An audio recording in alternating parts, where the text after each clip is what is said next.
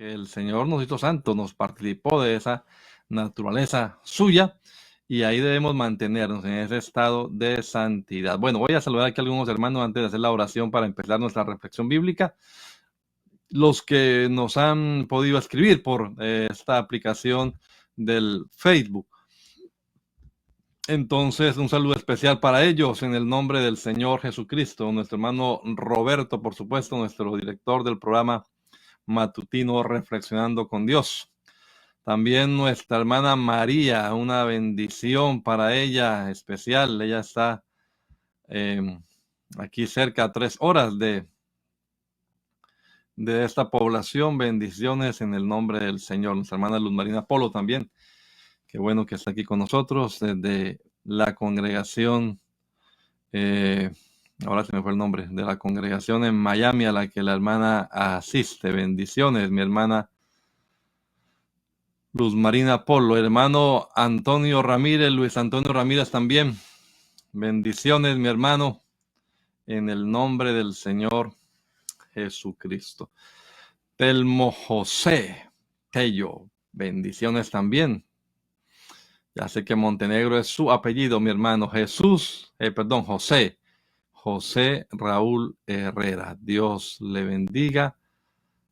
Bendiciones. Hay letras ahí que parece que fueran por allá como de Rusia. No sé de qué parte nos estará oyendo mi hermano, pero saludos en el nombre del Señor. Gerardo Garay también. Dios le bendiga en este nuevo día. A usted también, mi hermano. Nuestra hermana Mariana.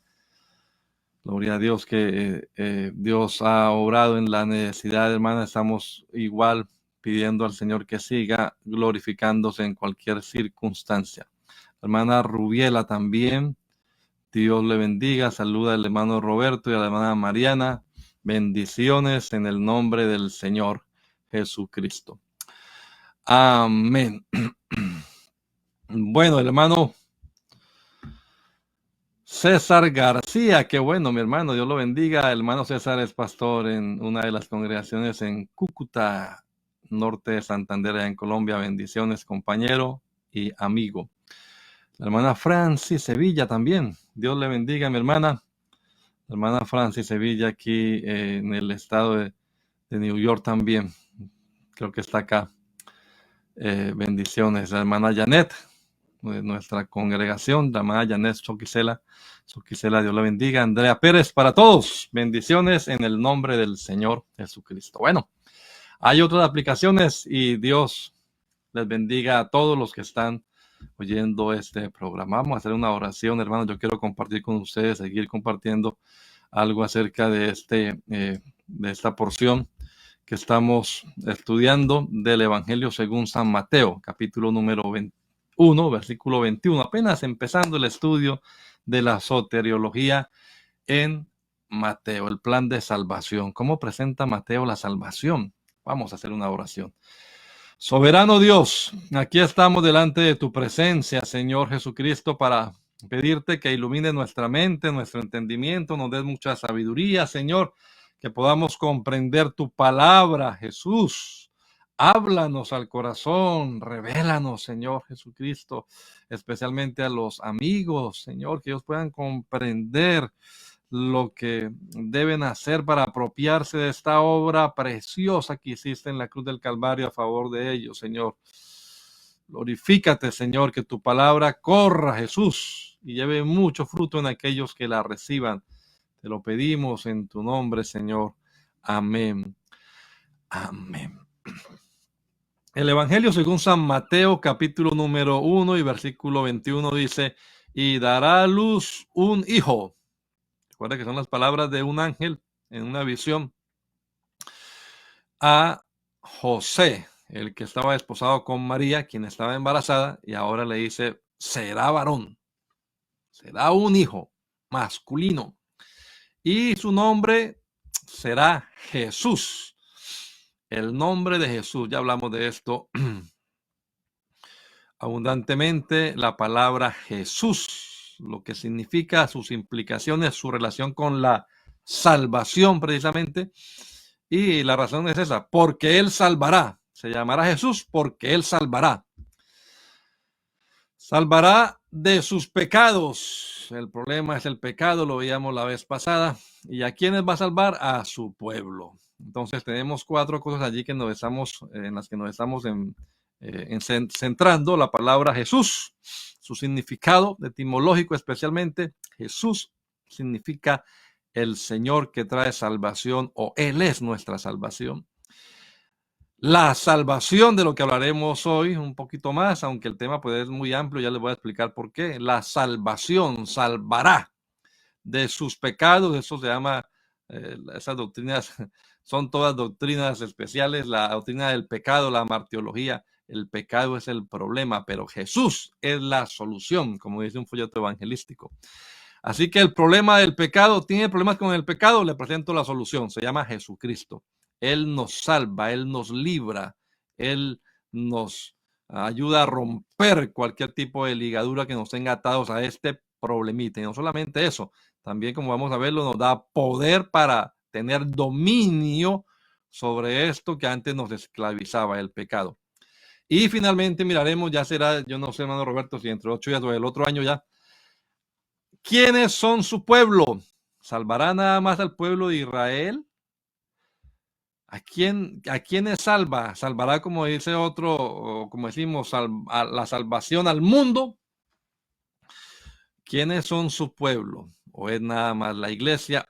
Y de todas maneras, de cualquier forma, ¿cómo ser parte de ese pueblo para que Él también nos salve? Eso es lo que estaremos viendo en este tema especial de la soteriología bíblica en Mateo. Como Mateo, el evangelista, primero en nuestro orden en el Nuevo Testamento, aunque los que saben de esta historia dicen que no fue el primero en escribirse, quizá haya sido Marcos el primero en escribirse, pero al leerlo nosotros encontramos Mateo en primer lugar y cómo trata él el problema del pecado. Es lo que estaremos viendo en esta serie de programas los días martes, problemas que se resuelve a través del perdón de pecados. Vimos ya lo que significa Jesús.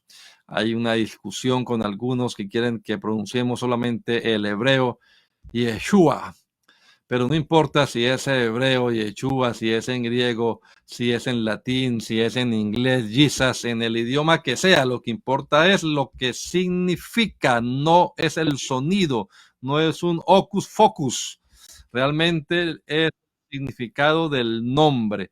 Jesús es el nombre que trae salvación. Hechos 4:12 dice, y en ningún otro hay salvación, porque no hay otro nombre debajo del cielo dado a los hombres en que podamos ser salvos. Decíamos también la vez pasada, nada más haciendo un recorderis para empalmar con lo que vamos a hablar hoy, que el Salvador tendría que ser el mismo Dios del Antiguo Testamento. El Salmo 130, por ejemplo, comienza hablando del perdón de pecados, ¿no? El Señor, Jehová, el Dios del Antiguo Testamento, es el Dios que perdona los pecados. Si Él mirara los pecados, pues ¿quién se mantendría en pie? Dice, pero en ti hay perdón. Y Él, esperaré en Jehová, dice, y Él redimirá a Israel de todos sus pecados. Otra porción que también vimos la vez pasada hablaba acerca de Jehová como el único Salvador. No conocerás a otro Salvador sino a mí.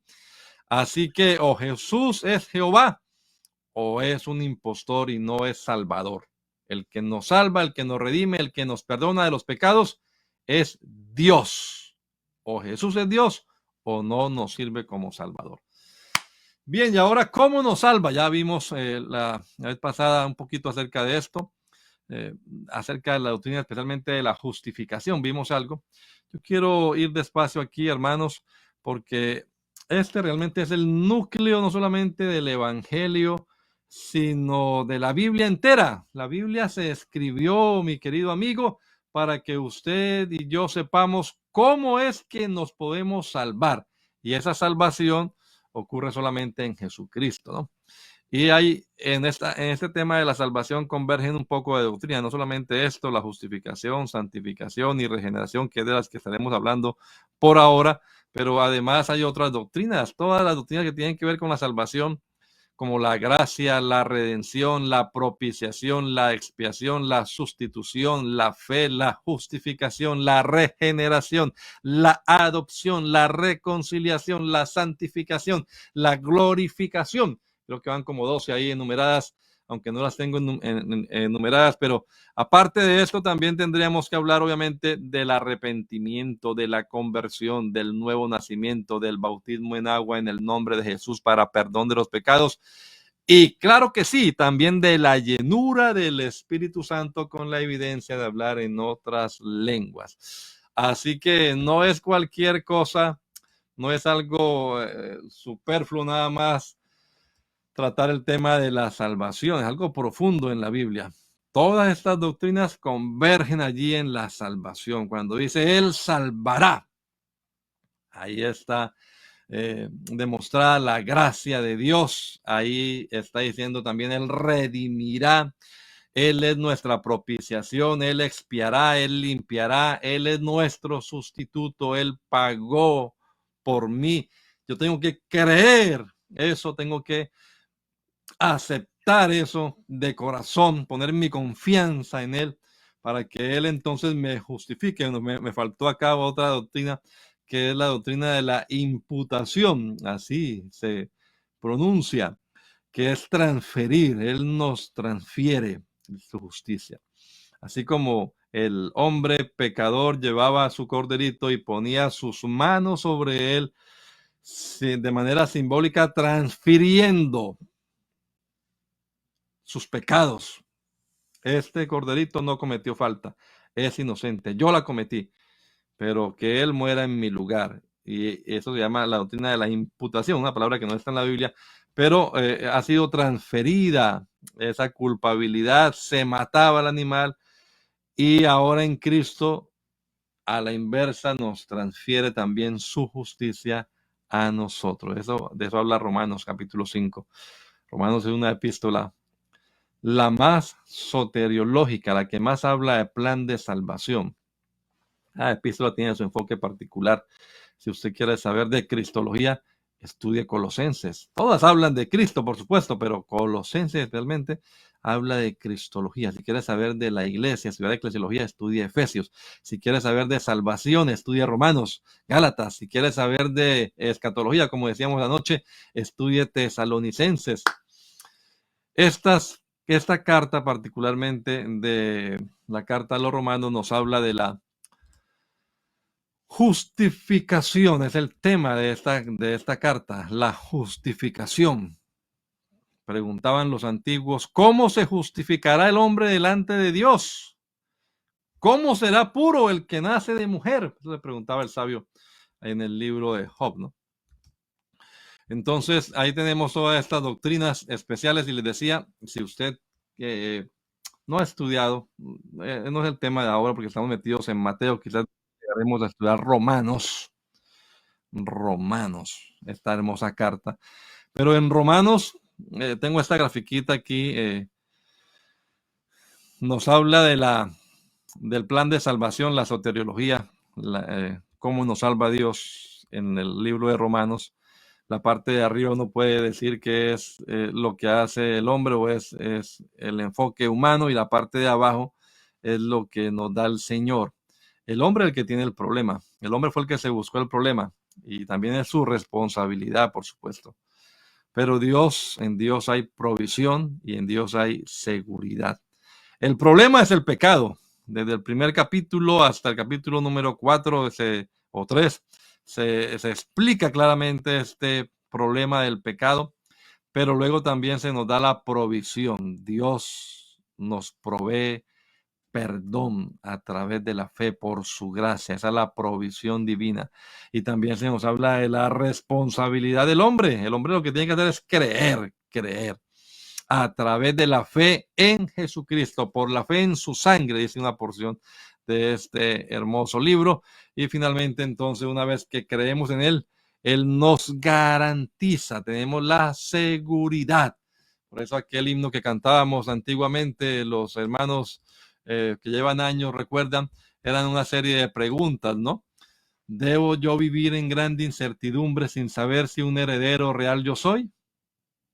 ¿Debo andar así, en vías oscuras sin lumbre y sin saber realmente a dónde voy a llegar? No, dice, no, claro que no. Salvo soy, de seguro. Aleluya.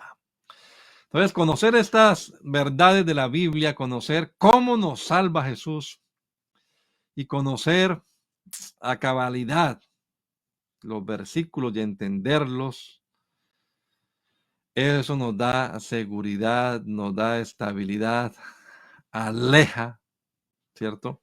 Toda incertidumbre, y eso hace que usted marche con paso firme hacia la madurez cristiana. Madurez en el sentido del Nuevo Testamento es sinónimo de perfección. Sabemos que la perfección absoluta pues nada más le pertenece a Jesucristo, pero Él es nuestro modelo, Él es a quien debemos imitar. Y finalmente hay un tema llamado la glorificación. No sé si se ha metido dentro de las doctrinas de la salvación, pero seremos transformados. Aún no se ha manifestado lo que hemos de ser, pero cuando Él se manifieste, seremos semejantes a Él, porque le veremos tal como Él es. Todavía no ha terminado Dios su obra en mí. En usted tampoco, querido hermano. A pesar de que lleve 40, 50 años, aún Dios no ha terminado. Todavía alguien lo puede ver y le dice, mire, ya es lo que lleva 50 años de ser evangélico, ¿qué tal? Sí, pero todavía Dios no ha terminado su obra, aunque no es excusa para portarnos mal, por supuesto, pero Dios está trabajando en nosotros. Y algún día, no muy lejano, su obra terminará. Seremos transformados. Ya no habrá en esa transformación cabida para esta naturaleza pecaminosa, este hombre exterior que se va desgastando. No, ya no. Lo mortal será absorbido por la inmortalidad. Lo temporal se quedó atrás y lo permanente comenzará. Seremos semejantes al Señor. Le veremos tal y como Él es. Y ahí es donde dice el apóstol Juan. Y el que tiene esta esperanza en Él se purifica a sí mismo, así como Él es puro.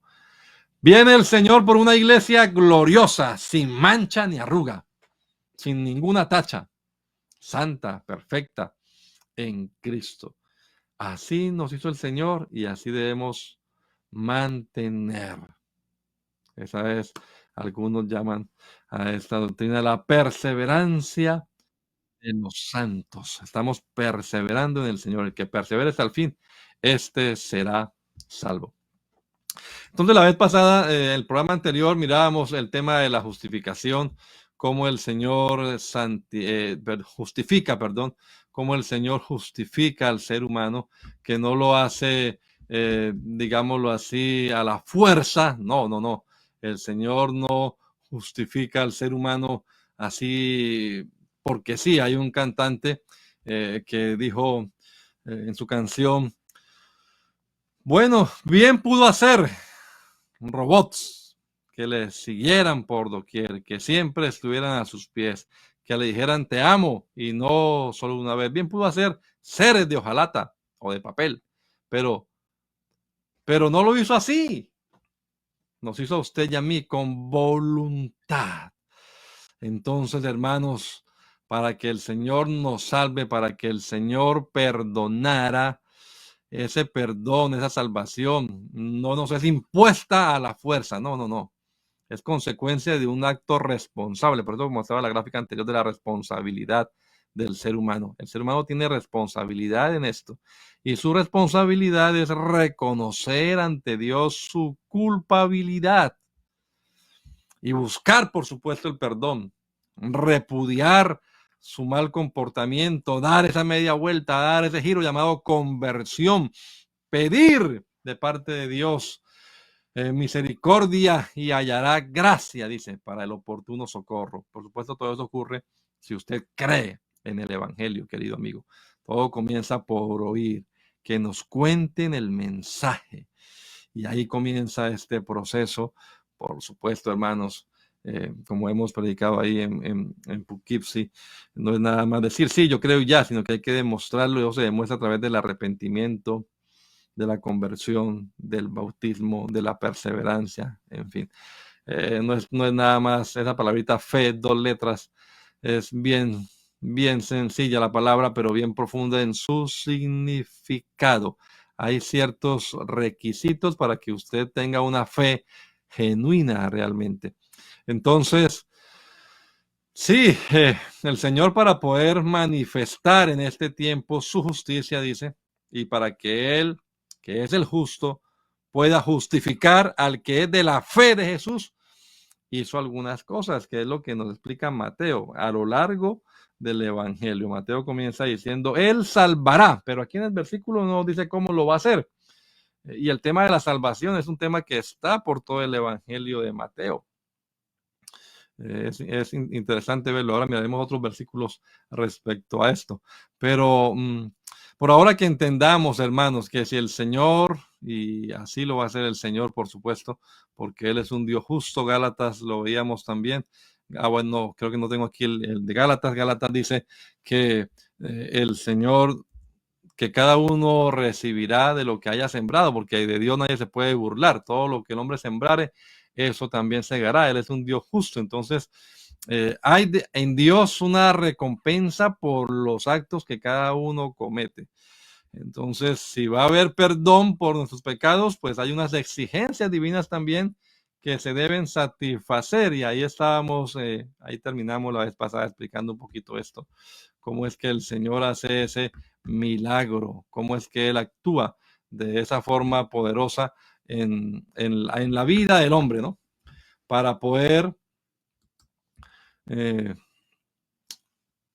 efectuar este tema de la justificación, ¿no? Así como, digamos, lo gratuito, así, fortuito, ¿no? Dios quiso y ya me declaró justo y listo. No, si Dios nos declaró justo, algo debió hacer también, y claro que sí lo hizo, la vez pasada lo decíamos, el Calvario.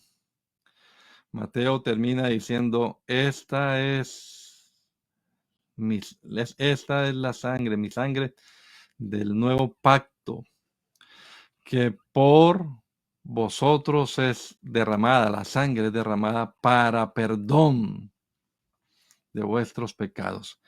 Entonces la sangre de Cristo, el sacrificio de Cristo, es el que nos abre las puertas para poder obtener este perdón. Eso fue el costo, no lo pagué yo, pero lo pagó Jesucristo, Él lo proveyó. Por eso veíamos la gráfica, me gusta la gráfica. El problema, la provisión divina, la responsabilidad del hombre y la garantía que nos da el Señor. Tenga en cuenta esto, porque hay mucha gente hoy en día que dice, no, eso si Dios me va a salvar, me salve ya. Y echa toda la responsabilidad de su decisión sobre Dios. No, si Dios quiere me obliga, casi que me coge de acá y me lleva hasta allá y me salva. Dios no actúa así. Si Él pudiera perdonarnos solamente porque Él es un Dios de amor, de compasión, pues entonces lo haría de esa manera, pero estaría violando su propio carácter justo. Y Dios no hace eso, Dios no va en contra de sí mismo, no puede negarse a sí mismo. Y si así fuera, entonces pues salvaría a todo el género humano de una vez. ¿Y para qué venir a este mundo? ¿Para qué manifestarse? La gente está a punto ahora, pasado mañana, de recordar, bueno, algunos, ¿no? Que nació en Belén un Salvador, aunque Jesús no nació, por supuesto, el 25 de diciembre ni el 24 en la noche de diciembre. Eso ningún historiador serio lo afirma. Todos saben que no nació en esa fecha, probablemente, quizás, por allá por septiembre o alrededor de septiembre, pero no saben exactamente cuándo nació el Salvador. Pero lo importante es que la gente está recordando eso, ¿no? Que nació un Salvador. Sí, nació en un humilde pesebre. Y como dice una canción de este hermano Juan Carlos Pérez, a un pesebre de Belén vino a nacer mi gran rey. Siendo el Dios de todo poder, vino a sufrir y a padecer a un pesebre de Belén. Fue quebrantado mi Jesús. Toda su sangre derramó, pero lo hizo para darnos vida. Y porque Él vive, ahora vivo yo. ¿Qué necesidad habría de que el Dios Todopoderoso se despojase de su gloria, de su excelencia y apareciese en este mundo en un humilde pesebre en forma de hombre y fuese humillado, fuese ultrajado, fuese golpeado, bueno, todo lo que le pasó allá, escupido, ¿verdad? Humillado, tratado como pecador y tratado como pecado, que muriese de la forma más infame, de la más vergonzosa que un ser humano pudiera morir, la muerte de cruz. ¿Para qué hacer eso? Si Dios pudiera perdonarnos sin necesidad, así porque Dios es amor y compasión. No, esto era necesario. Si Jesús sufrió esa espantosa muerte de cruz, es porque era imprescindible, no podía dejar de lado eso. Padre, si quieres, pasa de mí esta copa, pero no sea mi voluntad, sino la tuya. Era necesario para que la justicia de Dios fuese satisfecha. Y entonces se establece, digámoslo así, una base jurídica, un plano, un piso sobre el cual se pueda levantar el veredicto de perdonado. Ya borrón y cuenta nueva. ¿Por qué? Aquí tengo el pago. Ya no hay una factura pendiente. El cobro se efectuó. Y entonces sobre esa base de la justicia satisfecha en la cruz del Calvario, es que el Señor nos perdona sin violentar su propia justicia. Y también, atención a esto, sin violentar la voluntad humana.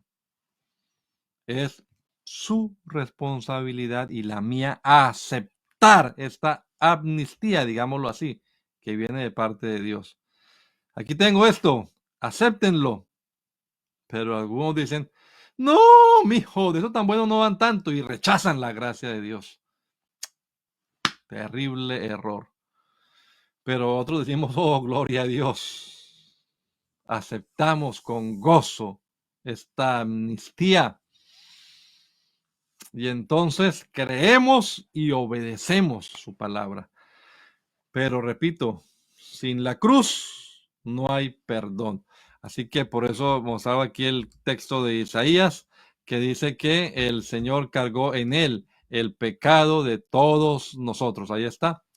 Todos nos descarriamos como ovejas, cada cual se apartó por su camino, mas Jehová cargó en él, en Jesucristo, el pecado de todos nosotros. Es por su muerte que el Señor Jesús puede salvar al pueblo de sus pecados.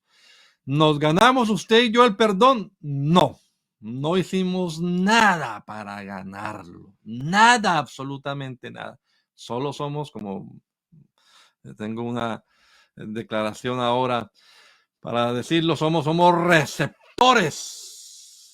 receptores de la gracia divina. Él es nuestro sustituto. Aquí lo dice Juan, este es el Cordero de Dios. ¿Recuerdan? Que les decía, el hombre llegaba con un animalito y decía, este será mi sustituto. Yo pequé, pero transfiero a él mi culpabilidad y lo mato. Y yo descanso. Bueno, apareció un Cordero que va a quitar el pecado no de uno, sino del mundo.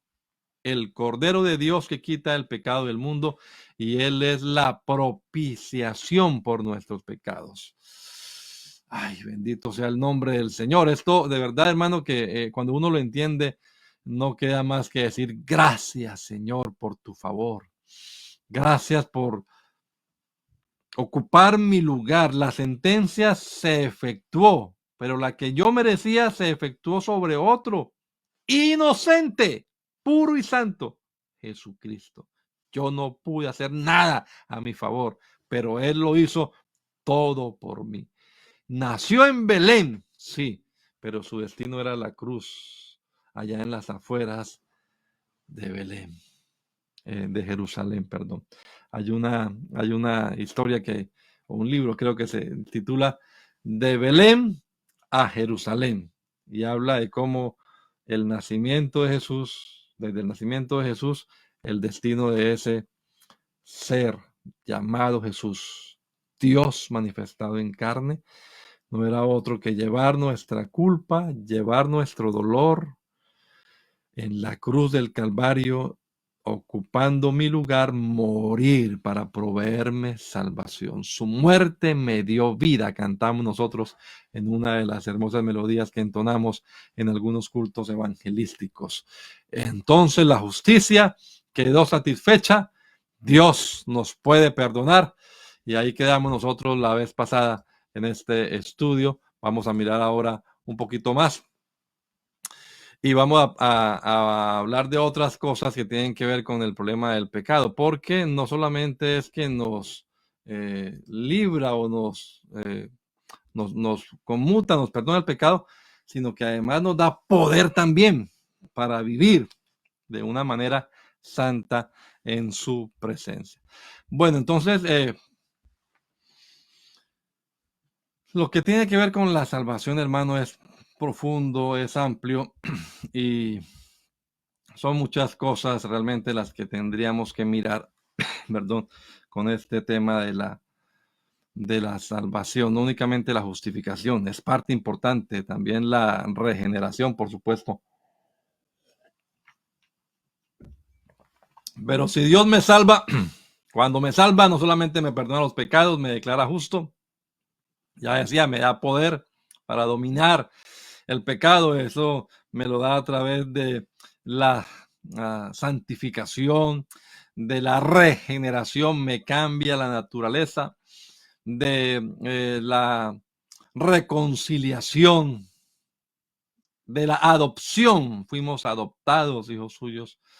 Su Espíritu Santo en mi vida me ayuda a mantener, porque hermanos, somos salvos, somos santos, pero todavía tenemos esa inclinación, que la tenemos allí, dominada por el Espíritu, pero debemos ser conscientes de que aún la tenemos.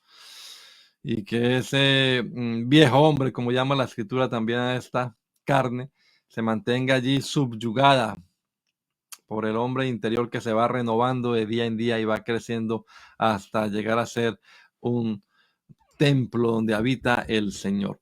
Bueno, yo quiero terminar acá estos minutos, ya 15 minutos que me faltan, hermano Roberto, resumiendo, porque no sé, dentro de 8 días tendremos el programa final de año o ya nos veremos dentro de el siguiente mes.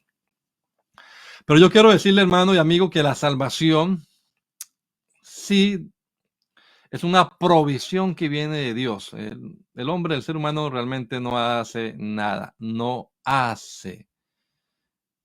El ser humano lo que tiene es que creer. Ahora usted dirá, ¿cómo así? Entonces no le tiene que bautizar, no le tiene que arrepentir, no le tiene que convertir. Claro que sí, pero eso tiene razón de ser si cree. Si no cree, aunque se bautice, aunque pase adelante, como decimos nosotros, aunque llore, si no cree, de nada sirve. Todo esto es porque hemos creído y entonces cobra valor lo que se haga. La salvación no es por obras, la salvación es por la fe, es por gracia a través de la fe. La gracia es la provisión divina, Dios lo hizo todo y nos lo regala gratuitamente, gracias a eso, regalo inmerecido, no nos lo ganamos, olvídese usted de eso, no se merece, ni yo tampoco, por supuesto, ninguna cosa de parte de Dios y menos la salvación. Todo lo que implica la salvación del ser humano, pues descansa en últimas en Dios.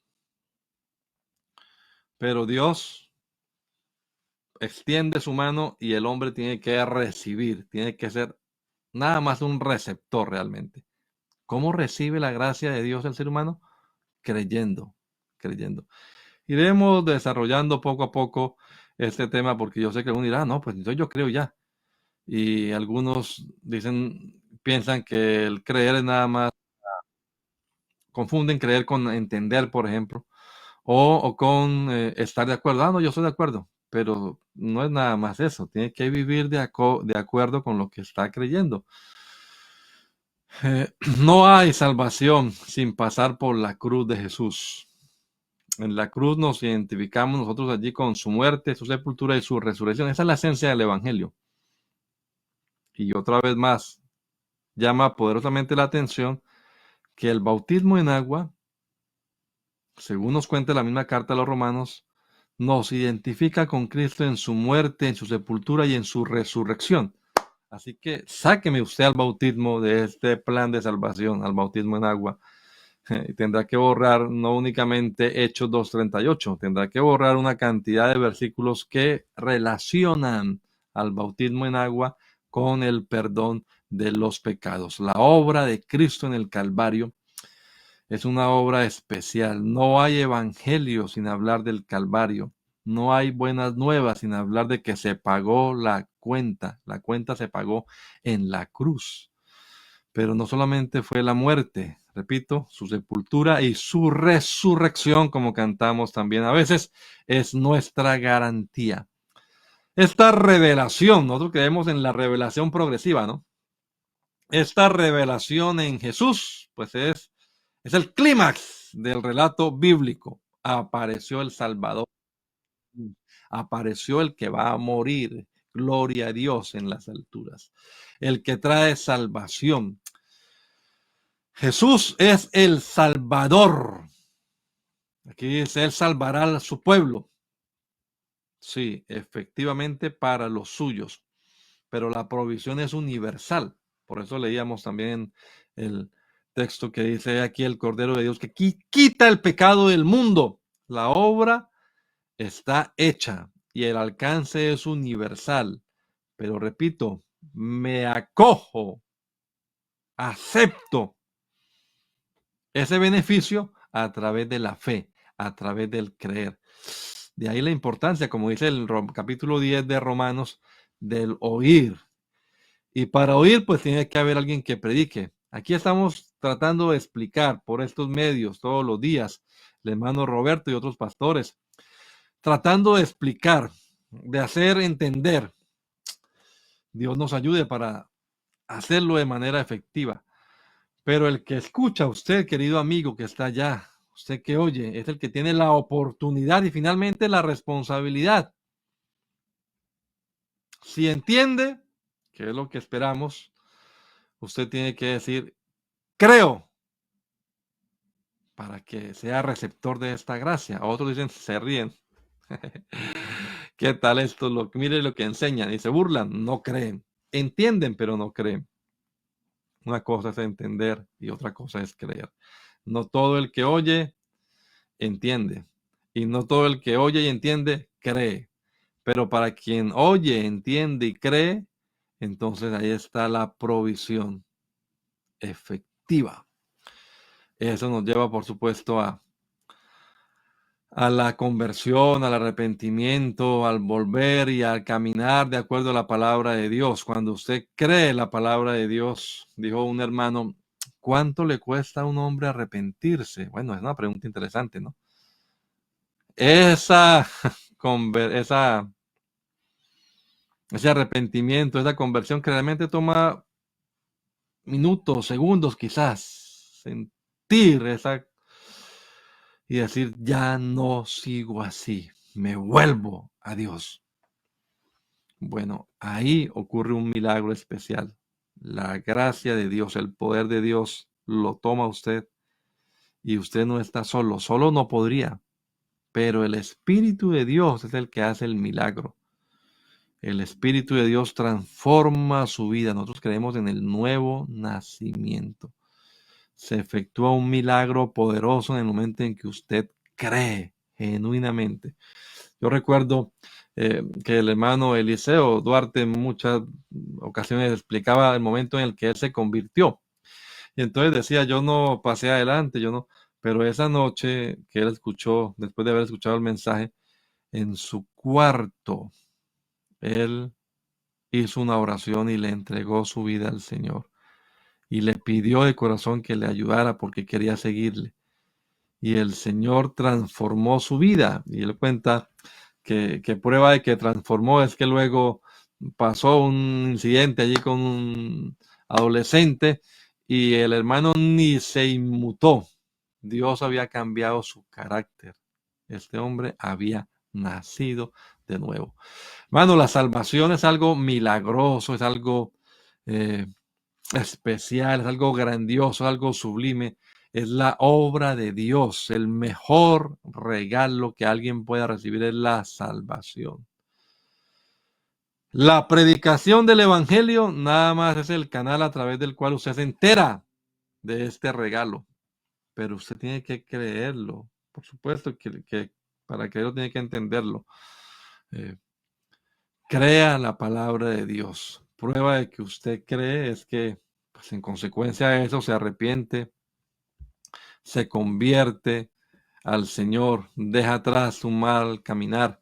Romanos 10, el que habla mucho de eso, ¿no? ¿Cómo creerán en aquel de quien no han oído? ¿Y cómo oirán sin haber quien les predique? Entonces, sí, al oír la palabra de Dios, usted se entera de la fe, la doctrina, la verdad. La fe viene por el oír la palabra de Dios. Y usted entonces, pues tiene esa capacidad de creer y debe creer en el Señor. Y como consecuencia de eso, ya le digo, pues se arrepiente, se convierte al Señor y comienza a buscar cómo arreglamos esto. Y entonces se entera, oh, bautícese cada uno de vosotros en el nombre de Jesucristo para perdón. Está en la Biblia. Usted si cree no va a ponerse a refutar lo que está en la palabra de Dios. Nada más lo obedece. Si el Señor ha obrado en su vida, si usted ha creído, hermano, ahí está la justificación, la santificación, la regeneración, bueno, la reconciliación. Y comenzamos a caminar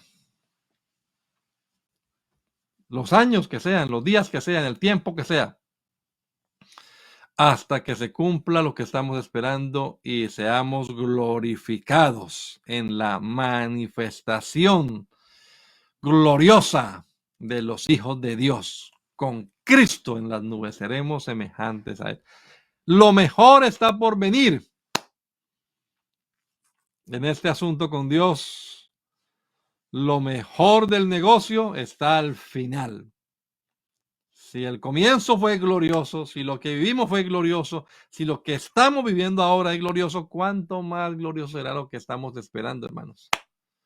El fin del negocio es mejor que el comienzo, pero eso no quiere decir que todos los privilegios y bendiciones estén allá en la eternidad, no, desde ahora, desde ya, estamos disfrutando de los privilegios de ser libertados del pecado, de ser perdonados. Estamos disfrutando de la gracia de Dios. No solamente el Señor llevó la pena, el castigo, también cargó con nuestra culpa, nos libró de todo esto. Y le digo, nos da poder, nos da capacidad para vivir delante de Él en santidad, en ese estado en el que nos ha puesto. Hemos sido sentados en lugares celestiales. Estábamos allá en el fango, en el lodo, en la inmundicia, en la basura. Pero el Señor, dice la Biblia, desnudó su santo brazo con su diestra de poder. Mi mano lo salvará. Metió su mano, por decirlo de alguna manera, por ilustrar esto, en el basurero y nos sacó de allá, nos limpió, nos lavó, nos perfumó, nos vistió, nos transformó y nos colocó en lugares celestiales con Cristo. Somos grato olor de vida, dice la palabra de Dios. Es algo especial, algo glorioso. El tema de la salvación es un tema fascinante. Es un tema que deberíamos, a veces le digo a los hermanos aquí en la congregación, podemos ignorar muchas cosas. Hay cosas en la Biblia que no están muy claras. Hay cosas que pertenecen al Señor.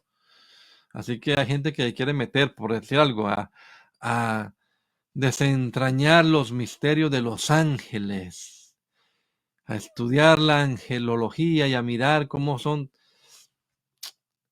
pero no saben todavía cómo es que se puede salvar. ¿De qué le sirve saber y descubrir lo que la Biblia no dice e ignorar lo que la Biblia sí dice? La Biblia es clara en cómo usted y yo podemos alcanzar la salvación.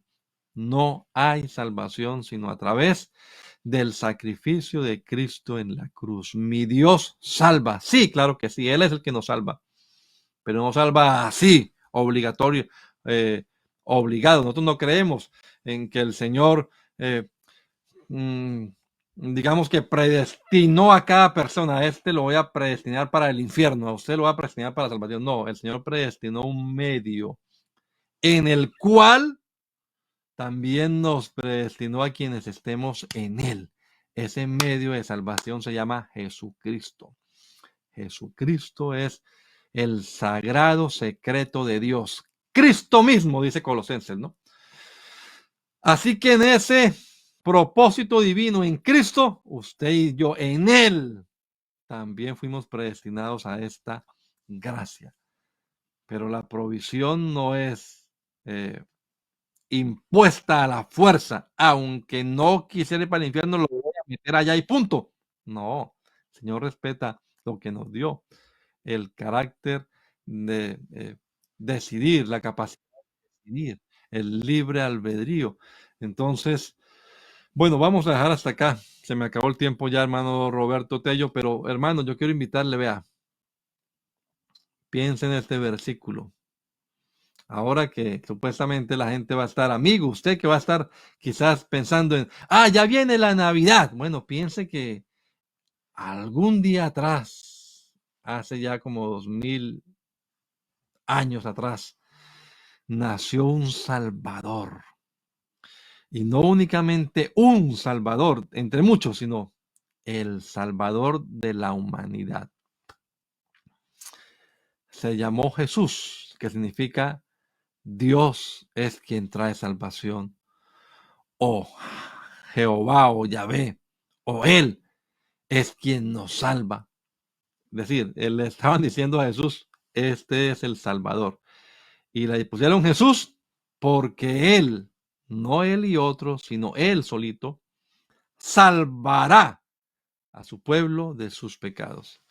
Todos los seres humanos tenemos problemas con el pecado. No hay justo en la tierra que haga el bien y nunca peque. Todos han pecado, a una se han corrompido, a una se han desviado. Nuestros pecados han hecho separación, pero Dios proveyó un puente para reconciliarnos con Él. La reconciliación es otra doctrina fundamental en esto. Ese puente se llama Jesucristo. Ese puente es el Hijo de Dios. Dios se manifestó en carne, apareció en esta tierra como Hijo, para que usted y yo a través de Él podamos reconciliarnos. Nos reconcilió consigo mismo. Hay un solo Dios y un solo mediador entre Dios y los hombres, Jesucristo, hombre. Él dijo, yo soy el camino, yo soy la verdad, yo soy la vida. Nadie viene al Padre si no es por mí. ¿Quiere usted, querido amigo, reconciliarse con Dios? Yo sé que usted me va a decir, no, pastor, yo no me lo merezco, no he hecho nada para ganármelo. Ninguno ha hecho nada para ganárselo. Ninguno. Todo lo hizo Jesús. Yo no le conocía, yo no sabía que Él existía, pero Él lo hizo todo por mí. No únicamente me creó, no únicamente me formó, no únicamente me dio la capacidad de entender, de pensar, sino que Él se reveló, Él se dio a conocer a mi vida. Él me mostró lo que había hecho y me invitó a aceptar ese sacrificio. Lo mismo también pasa con usted, querido amigo, en esta hora. Usted puede aceptar ese sacrificio que hizo Jesús en la cruz. Sí, acepte que hay un solo Dios, que hay un solo Señor. Humíllese delante de Él, arrepiéntase de sus pecados, dé un giro hacia Él, comience a buscar al Señor y todo el poder de Dios estará a su disposición. Le digo que no hay diablo, no hay demonio, no hay cadena, no hay pecado que se resista a su decisión, porque su decisión abre las puertas para que el Señor actúe. Ya no es usted solo. Solo usted no puede. Solo no puedo. Pero Dios conmigo somos mayoría. El diablo está vencido. Oremos. Bendito Dios y Padre Celestial. Te damos gracias, amado Jesús, por la oportunidad que una vez más nos has dado ya en este fin de año, Señor, de hablar de tu bondad, de hablar de esta salvación tan grande, tan inmensurable, Señor, tanto que tenemos que decir respecto a la salvación, todo lo que ella implica, Señor, todo lo que te costó, pero también todos los beneficios, Señor, que tú nos invitas a disfrutar, Señor. Oh, mi Dios, yo te pido por los amigos, especialmente aquellos que están oyendo, que hayan podido oír, los que escuchen de aquí en adelante en el internet esta reflexión, este programa, Señor, para que actúes en ellos, les des de revelación de tu palabra, Jesús, puedan ellos comprender el mensaje y creerlo sobre todo. Creer tu palabra, Señor, acercarse a ti en humildad, reconociendo su condición y buscando ese perdón y esa reconciliación que gratuitamente otorgas a todo aquel que cree en ti, Señor. Te lo ruego, Padre amado, en el nombre poderoso de Jesús. Amén.